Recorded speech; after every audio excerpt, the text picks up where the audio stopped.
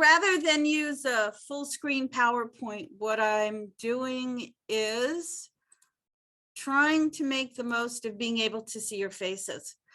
So if at any point you cannot see what I'm presenting, please let me know.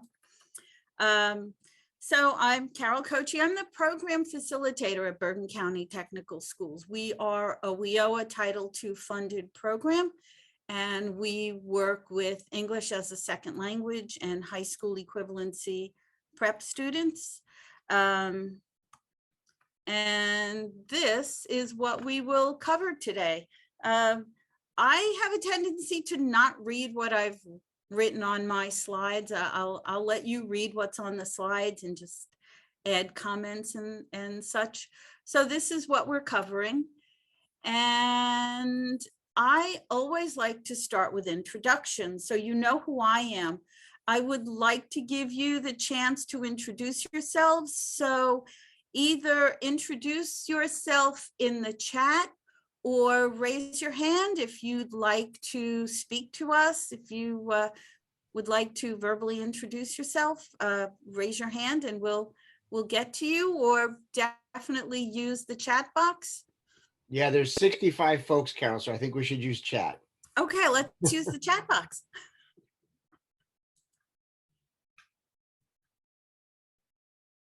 Okay, so you're from all over the state. That's nice.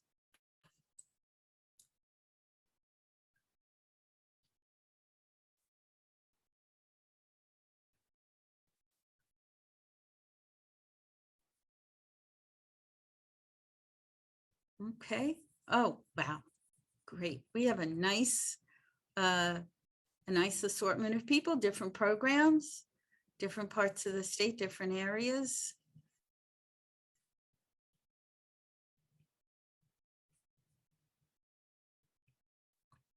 I'm scrolling through. Okay, great. So let me give you a little background on how this webinar even came to be. So my doctoral research was with non-academic or not for credit adult English as a second language teachers and students. And what I learned from my research, it was 3 different teachers, 15 different classroom observations. These teachers, in the time I watched them teach, did 263 total instructional activities, which was amazing to me that they had done so much in a short time. But of those activities, 65% of them, or 170 activities, were general vocabulary instructional activities, where the lesson led to a reading activity or a writing activity or a grammar activity.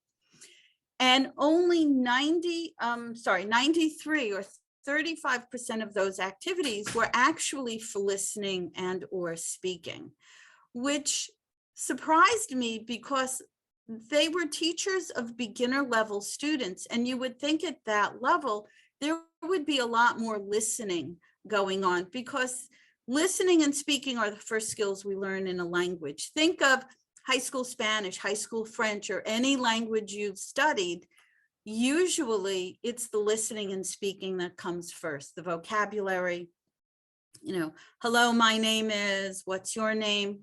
And there just wasn't that much. I mean, there was some practice, but most of it was reading and writing and grammar. And our students are always asking for grammar.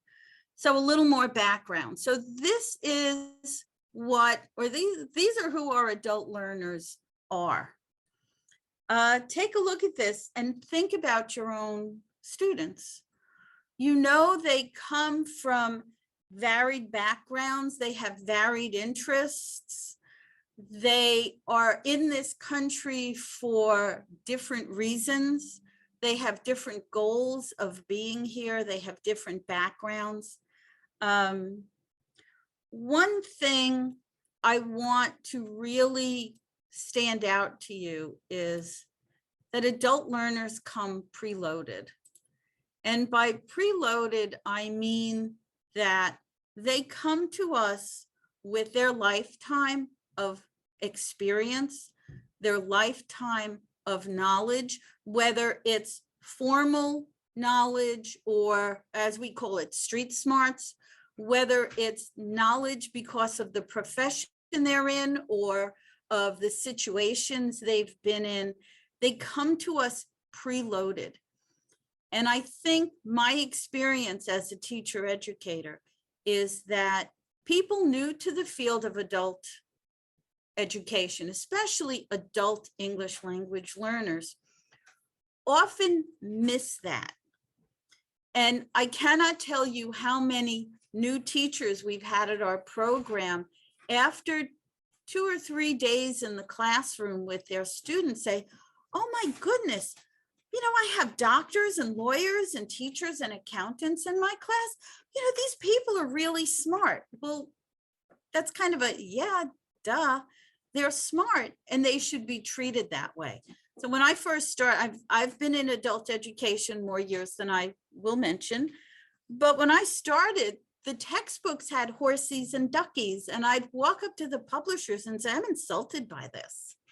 My students don't need horsies and duckies. They need information that can help them in their daily lives. They need lessons and content that can help them with the knowledge that they have, transfer it to English.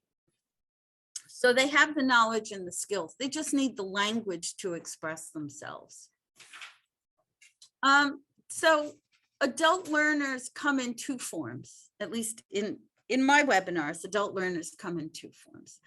The academic ones are those who are probably in your community college or college programs, or they're in some type of training program where they really need the academic language. And then there are students who are in programs like our WEOA funded program, where they don't need the academic language so much as skills, language for survival in a new country. So I'll tell you, my students know how to take buses in Bergen County. I don't, because I don't usually take the bus.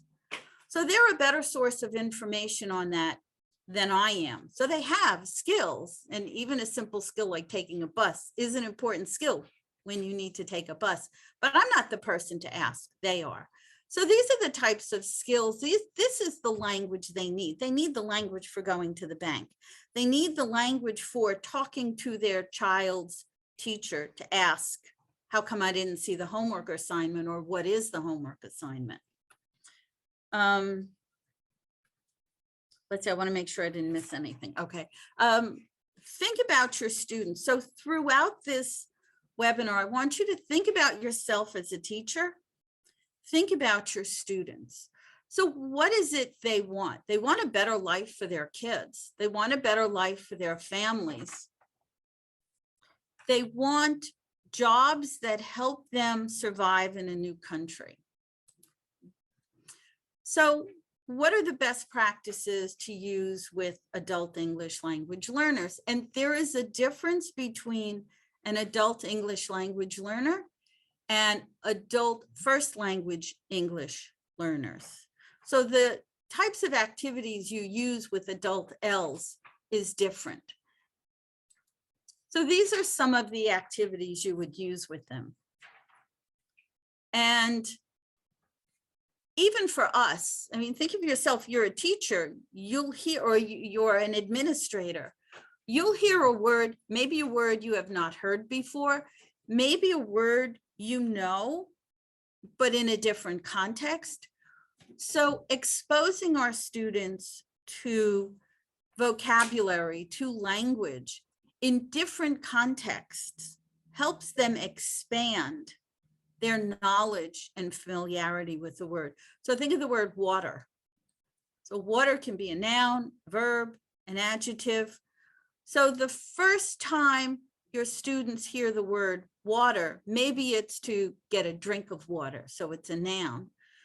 Maybe the next time they hear it, you're talking about flowers or gardening or watering the garden, you know, water your plants. So now it's a verb.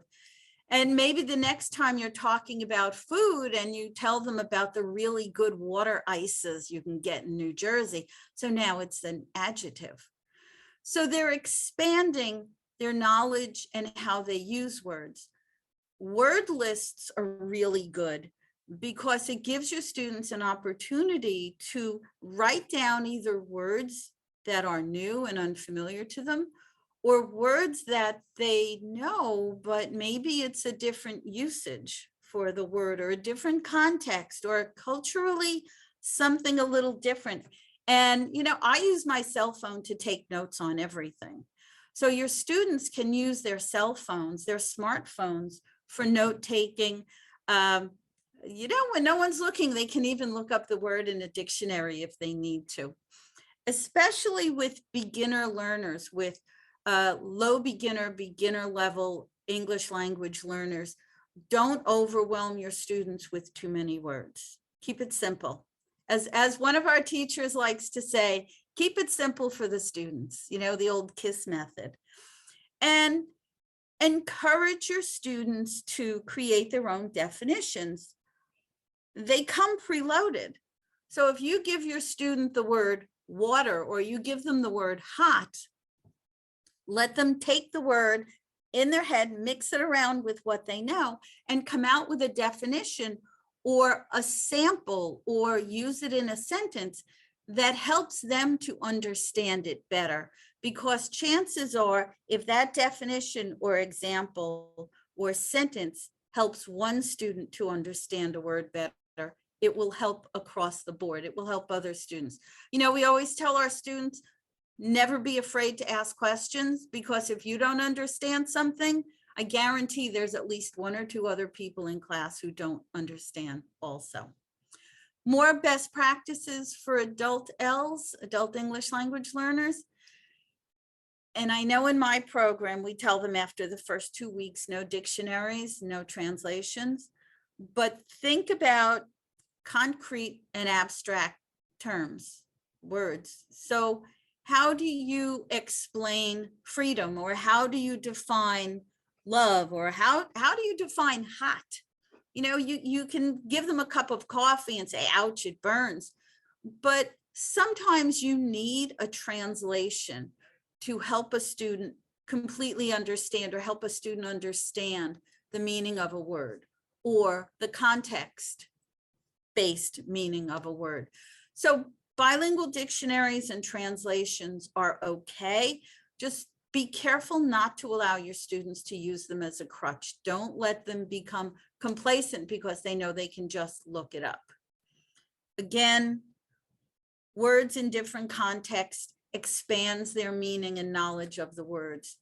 Metacognitive strategies for your students who are degree bearing, who have college degrees, or who have a good amount of formal education. They have metacognitive strategies for learning. And maybe they don't need to learn metacognitive strategies. Maybe they need them reinforced. But students, and we sometimes get students who only have a 3rd grade or 5th grade formal education, or they have interrupted formal education. Giving your students, introducing them to these strategies for learning, write it down to look it up, see if you can figure out the meaning from what's around it, look at the picture if there's a picture. Give them these strategies to help them to learn so that they become self-sufficient, they become lifelong learners, they can take care of their own learning needs.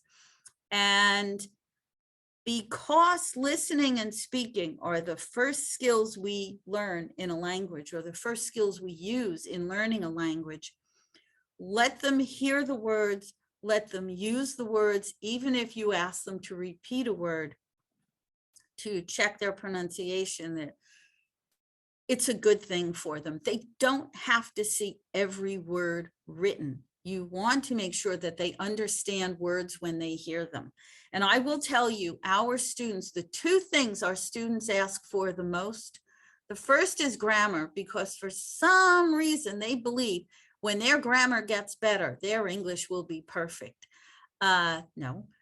The second thing they ask for is conversation classes. We're always running additional conversation classes. And I think part of that is because we really don't do enough basic listening to give them the strong listening skills that they need. So a quick vocabulary review, because my field, what I really look at is vocabulary instruction. So the research I told you about before, what I noticed that oral vocabulary, not for a reading lesson, not for a writing activity, not for a grammar activity, oral vocabulary is listening, speaking only. There's nothing written, nothing that comes with it to transition to a different type of lesson. And I want you to think of yourself in the classroom. When you do vocabulary lessons, what do you follow those lessons with? It's probably a reading activity. I know myself, I do a lot of reading and grammar activities. I do writing activities too.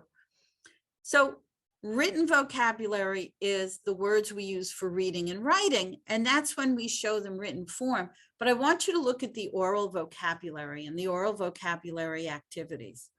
So notice there's no writing, there's no written form of the word that comes with these activities. They're listening to, for listening activities, think of TPR, total physical response. Open the door, close the door, stand up, sit down. There's no written word that comes with that. Speaking activities. We had one class I observed, a student had just come back from her honeymoon and everybody wanted to see the wedding pictures, show us wedding pictures, tell us. And then it became, everybody take out your smartphone, tell us about your family pictures, show us a family picture. And then listening and speaking activities, more conversational. Okay, so it's audience participation time. And this is where we will spend most of our time.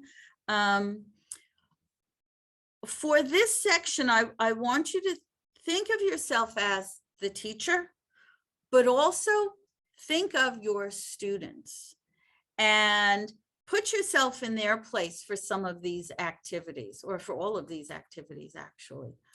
So the first thing we're going to do is a listening activity. And Eric, you said you like talking about music. Well, I'm a big Creedence Clearwater Revival fan. I like John Fogerty. And I know he said there's a bad moon on the rise, not there's a bathroom on the right. So listening is important, okay? So our students listen to conversations, and I had a professor who used to tell us, come on, we're in New Jersey, we're in the diner capital of the world. Go to a diner, sit down, and listen to the conversations around you. Eavesdrop on others. She also said, if anyone asks, I would deny ever telling you this. But if you listen to conversations of people around you, just to hear what they're saying, don't respond to them, don't comment, just listen for the sake of getting, everyone has a different accent. I have a Jersey accent. My husband has a Bronx accent. Everybody has a different accent. Different parts of the state. People in South Jersey speak a little differently than those of us up here in North Jersey, and Central Jersey is a combination too. And you get, in this country, you get people from all over the world, especially in this New York metropolitan area. We have people from all over the world here. So you get different accents.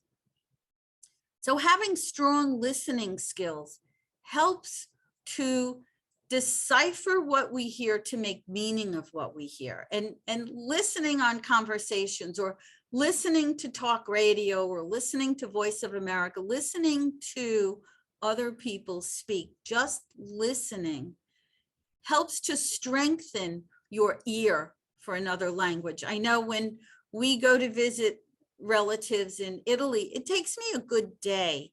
and my Italian's kind of so. I am conversational, I'm okay. But it takes me a good day to just listen to people speaking so that I hear what they're saying and not confusing it with something else. So the first activity we're going to do, because listening can be one way, like when you listen to the radio, or I always have the TV on in the background because I like the background noise. I'm listening without seeing, without watching. Or it's a give and take activity like a conversation. So I am going to encourage you, this first activity, I want you to think of yourself as your students. And I will tell you right now, the first time you do this, they will hate you and they will complain and they will tell you how horrible you are for making them listen. I'm going to play a weather report, and a weather report because for some reason, traffic reports in this country, they speak so quickly. I have difficulty understanding them sometimes, but I'm going to play a weather report. I have to say it's coming from the National Weather Radio, so I'm not really sure what part of the country you're going to hear about. But I don't want you to take notes. I don't want you to write anything down. I don't want you to ask a classmate. So if you're in a physical setting, I don't want you to say to a classmate, what did he say? What did you hear? I want you to simply listen. When I do this with my students, I ask them to take a deep breath, deep, relax.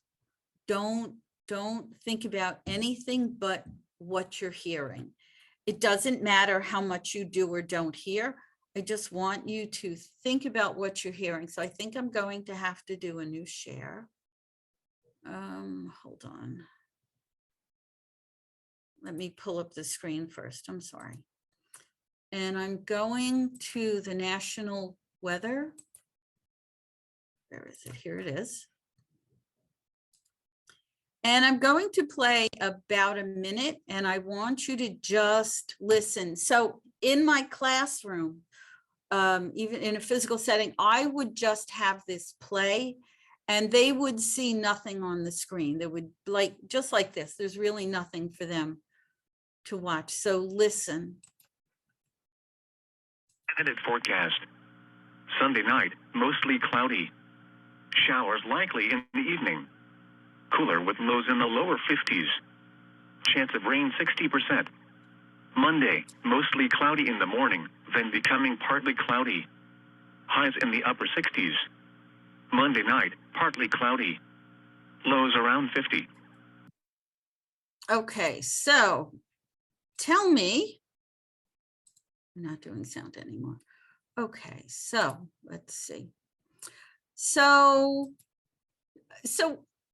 as English teachers, ESL teachers, we have choices. So your choice is to do a debriefing first. So tell me, how did it feel to have to listen but not be able to take notes? And I see some of you taking notes. Put those pencils down. So how did it feel to listen and not take notes? What would your students say if you asked them to do this? I don't understand. I didn't understand. Okay. Would they be comfortable or not comfortable doing this? Uncomfortable. You're taking them way out of their comfort zone, because most teachers don't say to them, just listen. Don't write anything, don't do anything, just listen. Deep breath, listen. What you're actually doing is build, you have an ear for music, you have an ear for language. You're actually strengthening their listening muscles, for lack of a better term. So students, tell me, what words did you hear that you are familiar with? What words did you hear that you know?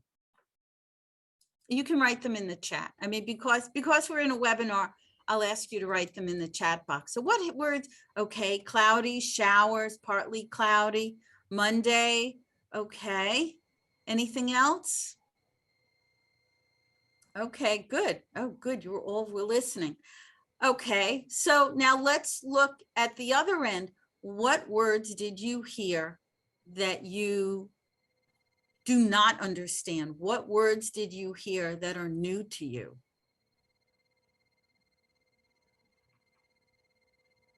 Anyone get new words partly? Okay, Chance.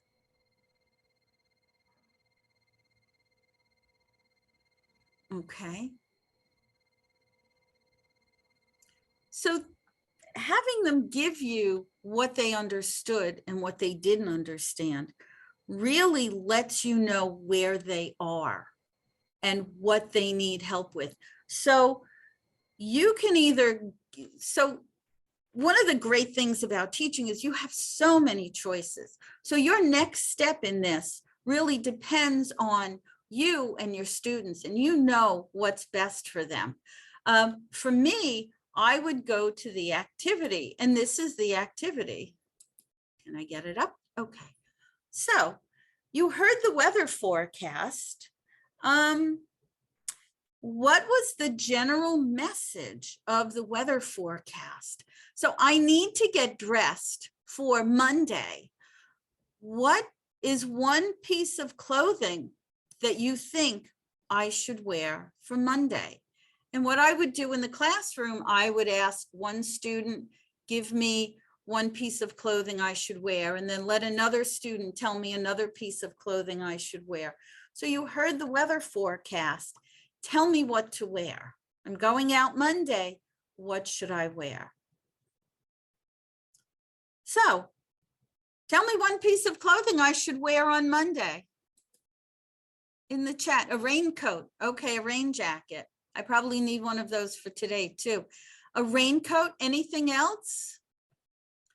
Sneakers. Okay, well, I wear sneakers all the time anyway, but anything, okay, rain boots, an umbrella, anything else? Galoshes. Oh, I love the word galoshes. A hat, probably I should wear my rain hat. Good. So how would you do this? So I want you to think, how would you do this lesson with your students? How would you take this activity of just listening? No notes, nothing else.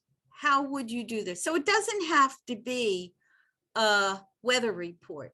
It could be, you could play a television, you could play the news, let them listen to the news in English, because I know they all listen to the news. They just don't always do it in English.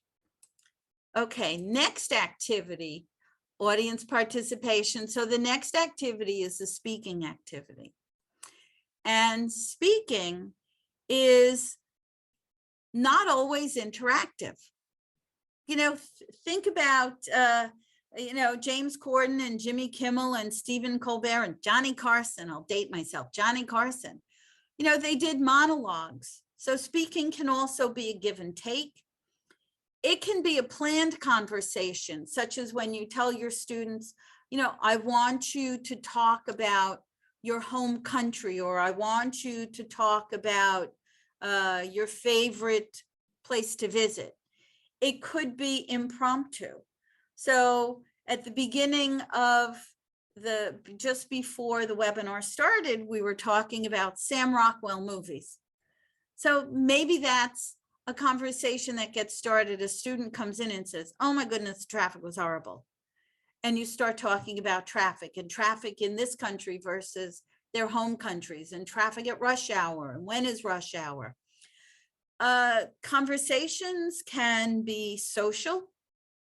You go to a wedding, you go to, lunch with friends, or it can be business-based. And we have quite a few students who have either their own small businesses or starting their own small businesses or a part of their family's small businesses.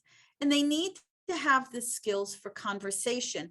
And along with just the speaking, the back and forth, the give and take of conversation, comes everything, all the peripherals that come with it. So the culture of conversation, how do you know when to speak? The the pronunciation, the prosody, you know, the intonation and pitch that comes with language. So you know whether someone is being sincere, as in, oh, I like your blouse, or nice blouse. You know, how someone speaks influences the meaning. So our students need to be aware of that. They need to be knowledgeable of it. And speaking is most often a give and take in conversation. So let's go to the activity. And I think I have to, let me get to my, okay. I'm sorry, I'm trying to get this bar out of the way. Okay, so let's do the new, here we go. So the next activity, I want you to listen. I don't want you to look at what it's giving. Dad! Yeah, Mikey. Can I have a really good snack? I don't know. I think it's, what time is it? I think it's going on dinner. It's 3:30. 3:30. We better wait. Why, Dad? Well, what kind of snack do you want? Candy? No, candy is out. Oh, how about some broccoli? No. Carrots? No. Well, what else can you suggest? Candy. No, I don't think. I think you better wait. A sandwich? A spinach sandwich? Spinach sandwich? Spinach sandwich? When did you start liking spinach? Today. Well, what about a small sandwich? Okay. Okay, I'll whip it up in a minute. Play with your toys while you're waiting for it. I got to tell you, I like spinach. I would not want a spinach sandwich. So again, choices. So what was the general message in this activity, this little conversation? What was the general message? What were they talking about? Who was talking? Who were the two people talking? I use the chat. Okay, the kid wants a snack. It's father and son who want, the son wants a snack, of course. And do you think it was a happy conversation? Was the father angry? Was the kid crying? What was the tone of the conversation? Happy, fun, silly? Okay, good. What words did you hear that you are familiar with? What words did you hear that you know? Give us the vocabulary you know. Candy, broccoli, not my favorite. Dinner, spinach, snack, okay. Yes, there was a lot of convincing going on there. So were there any words in this conversation that were new to you? No new words. Okay, spinach, close to dinner. Okay, whip it up. There you go. There's a good idiom, whip it up, if they know what that means. No new words. Okay, so just because it's a listening activity, you don't have to have new words, because your goal is to strengthen their listening skills. So it doesn't have to be a new word, but you want to know they understand what they're hearing. So let's go to the activity. So, what time of day does this conversation take place?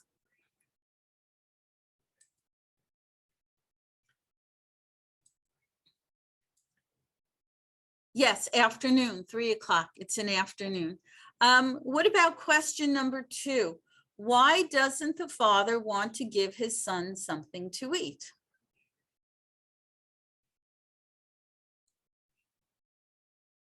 It's close to dinner time, right? They're going to eat soon. What about number 3? What does the boy want for a snack?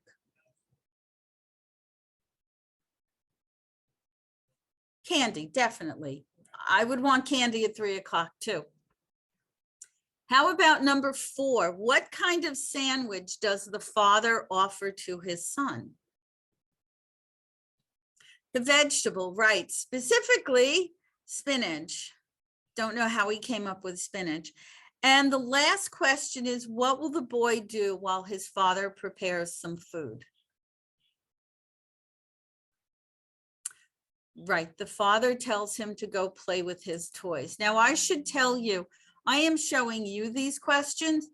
I would not have these questions up for my students because I want them to practice listening. I would ask them the questions and I would give them the 3 choices. So it's, what time of day does this conversation take place? Is it A, in the afternoon, B, in the morning, or C, in the evening? You can leave off the A, B, C. You know your students. You want to leave off A, B, C and just say the afternoon, the morning, the evening. You present it the way you want. But I would not show them these questions because now this is a reading activity.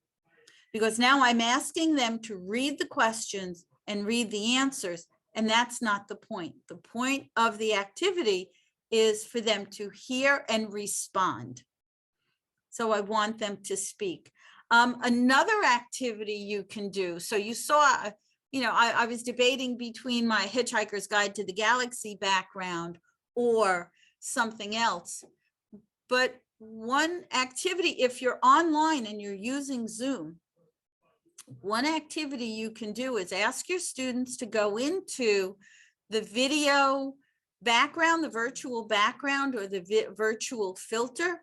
Ask them to choose a background or choose a filter. Tell you which background or filter they chose and why. So maybe I want to, let's see if they have my favorite. They do. For some reason, this one is my favorite. I have chosen the Christmas lights. And I chose them because I think they're very festive. And I like Christmas lights. Maybe another student chooses, there's one that makes you look like a pirate. Maybe they chose pirate because, I don't know, they like pirates, they like Johnny Depp, I don't know. Whatever the reason, but this is a way for your students to get speaking, to talk. They get to decide what background or what filter they want, and then they tell you why. So it would be impromptu. There's no writing, there's no written word for them to read, for them to write. They're simply talking on a subject. The last activity, and at the end, I want to show you the different websites I used and what activities come with them. So the last activity is a listening and speaking activity. And, we talked about listening, we talked about speaking. This is a combination of the two. This is where the 2 skills come together for a give and take in whatever the setting happens to be. It might be classroom, it might be a breakout room in Zoom, it might be any place that they are. If they're in a coffee shop, if they're in a diner, if they're in a social setting, whatever the situation. And I am going to, let's see, a new share. And get this done. Listenaminute.com.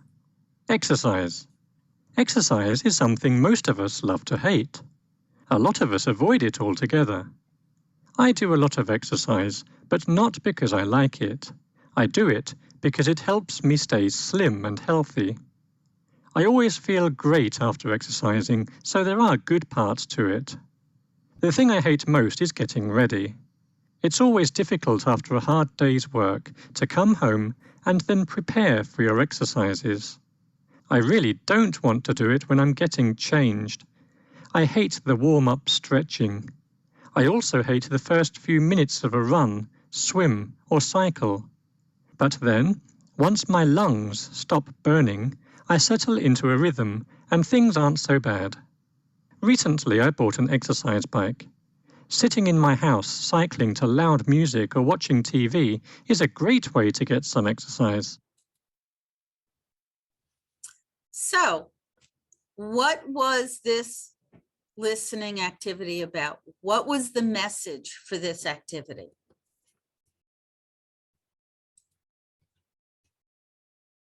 Exercise, Peloton. Okay, Peloton, exercising. And was it a happy, oh, I love exercise, it's wonderful? Was it, oh my God, I got to exercise again? What was the atmosphere? What is his impression of exercising? I got to exercise. Yeah. Yeah. Okay. It's good for me and I don't like it, but I have to.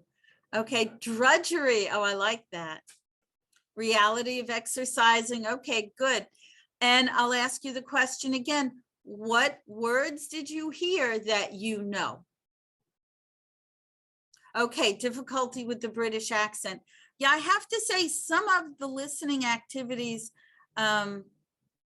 if the accent is different, if it's a British accent or one site had Australian accents, I even had a little difficulty understanding some of them. But, you know, English is English, whether it's British, Australian, New Zealand, American, or Canadian, or pick another English speaking country. What words did you hear that you understood? So give me some of your, hey, I know these words. Run, thin, okay, exercise. Lungs, a hard day's work, good. Burning, yeah, that's the word with exercise, definitely. How about new words? Did anyone hear words that they did not know that were new to them? Okay, slim. Rhythm, okay, good.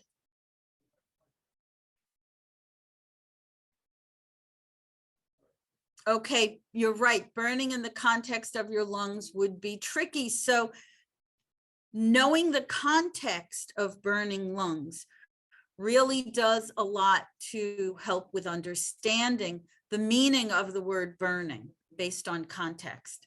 Remember, repeated exposure in different contexts gives a breadth and depth of knowledge. It helps the students know the words and know the meanings on different levels. Yeah, blasting music, yes. Yeah, I'm always blasting music when if I'm exercising. Okay, so these are the questions I would ask. And again, I would not show these questions to the students. This would all be done without any reading activity. So asking them, what is the story mainly about? And we talked about this already. We said it was about exercise.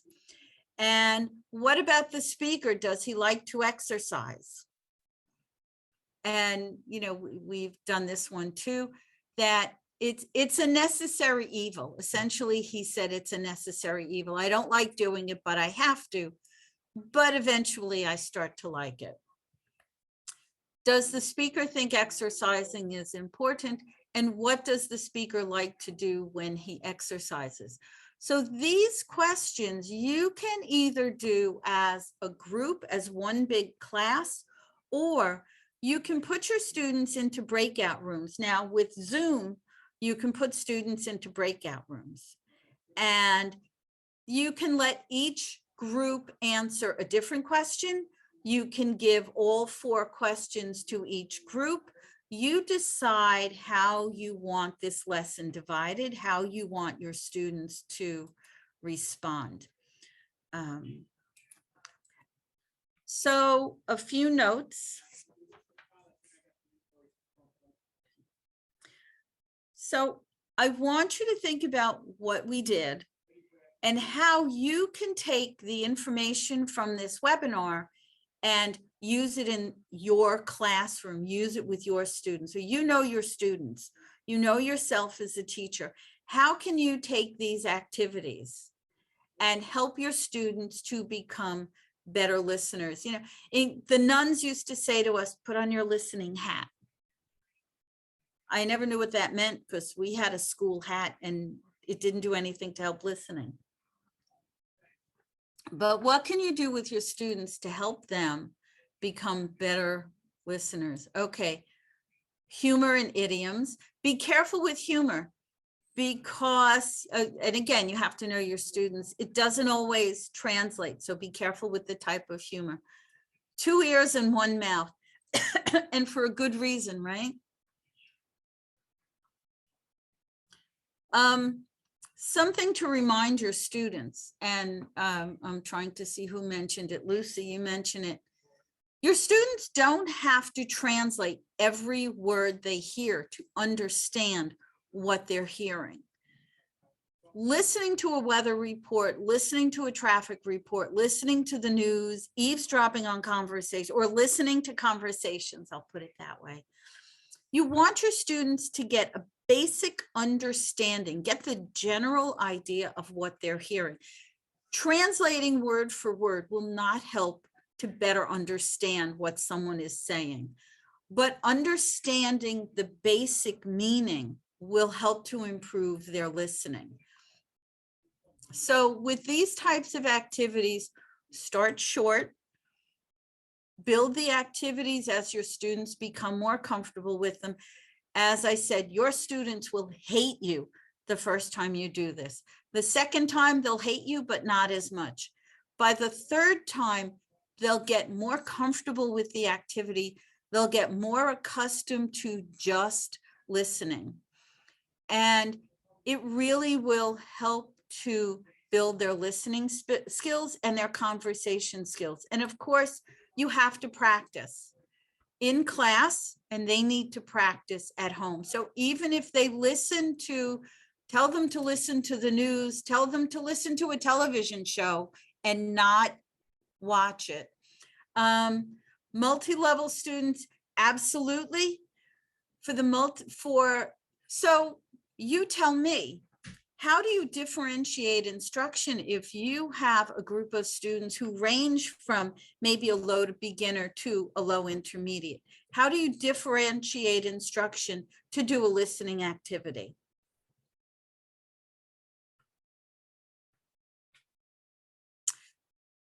So, okay, Diane, a good idea, use it as a word of the day. So the students in your class who are maybe a low beginner level, you would ask them for words. So just like any other activity you would do when you're differentiating, the lower level students, maybe they can give you a word that they heard that they understand. Maybe they can tell you what the word means. Maybe they'll tell you a word they don't know. Students who are a little more proficient might be able to give you a phrase or might be able to give you a definition. The higher proficiency students should be able to give you a sentence to maybe give the meaning or tell what they understood, give a summary of the meaning. For students who are beginners, for something like weather, you could even ask them, draw what you heard. So they could draw a cloud, they could draw raindrops, they could draw a sun. Give different opportunities for your students to use the skills and knowledge they have to explain themselves. Okay, remember, we all learn differently. So let your students take their learning styles and translate that to how they can present what they know, how they can show you what they know. So I want to take a look at the resources that I used. So let me start with, here we go. The last one I used, I would like to start with the first one. Can you all see this? The first one I used is the weather website, and it gives different states and different cities. So the city in New Jersey is called a city I've never heard of, Southard. I'm not really sure where it is, but you can get weather forecasts for different cities. There is no visual, there's a little bit of reading, but nothing that has to do with the forecast they're going to hear. Just playing this and getting them to pick up on words. You can use the NOAA forecast. You can use your local television or local radio station weather forecasts. You can play, I mean, where I live, it's 10-10 winds, or WNEW. I don't have an AM radio in my car. It broke, so I'm not even sure what stations there are, but you can play any radio station, or if you're online, or if you have access to the internet or a smart board, you can play the audio and not show the video. Dictations are good too. Dictations are good too. I do dictations with my students. Sometimes what I do is have one student read a sentence and everyone else has to write what they heard. So this is also a good way to help them listen better. But then again, a dictation is a writing activity, so be careful with that. The second activity we did, the speaking activity, I used, and I don't get royalties or anything from these websites. These are just websites that I like to use. I find them helpful with listening activities. The Cyber Lab, so this activity gives different levels. So I like it because it's different levels, it's different topics. They tell you what it's about. It's quizzes and there's a script. So if you decide at some point you want this to become a reading activity, it can. So pre-listening exercises, they give you the idioms, the questions. So I did not make those questions. Those are the questions that came from this website. Then vocabulary practice, post-listening exercises, an expansion of the letter, online investigation. Okay, there's a script. If I can get it to show up, here we go. So if you want them to listen, this would actually be a good way to teach how to write dialogue if you're doing a writing lesson.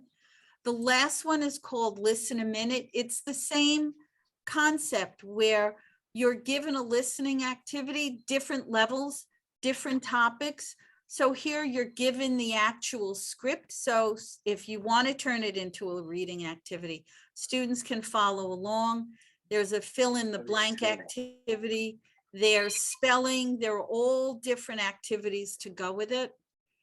So that if you wanted to, okay, I just want to show you the last two slides because, so questions, we'll get to those in a minute. These are my references, but more specifically, if there are any questions you have, or if you need maybe a little explanation, or you'd like me to share my web list with you, email is the best way to reach me. I am not selling anything. I don't get anything from any of these websites that I've mentioned, but I will encourage you, because I'm excited, I will encourage you to read my article, not just because I want you to read my article, but because every time someone clicks on it, a pin shows in a map that tells me where people are. So when my son was in Japan, I said, click on the article, and I saw, pins start showing up in Japan. It was exciting. Little things in life. Any questions? Well, I was just want to say, Carol will give me the PDF, and then I will distribute that to everybody after the conference is over. So that'll have the links, the references, and things like that. Just as a reminder to folks that if you're interested in saving the chat, to go down to the bottom where the three dots are, and you can click on that and then download a copy of the chat. People had shared some ideas within the chat. Yeah, I had dropped the form for the PD certificate into the chat. So we have a couple more minutes before it's over, and then the archived version of this will be up on our YouTube channel. So yeah, we have a couple of minutes. And Hi, if you Carol. have any questions, please email me. That's the best way to reach me.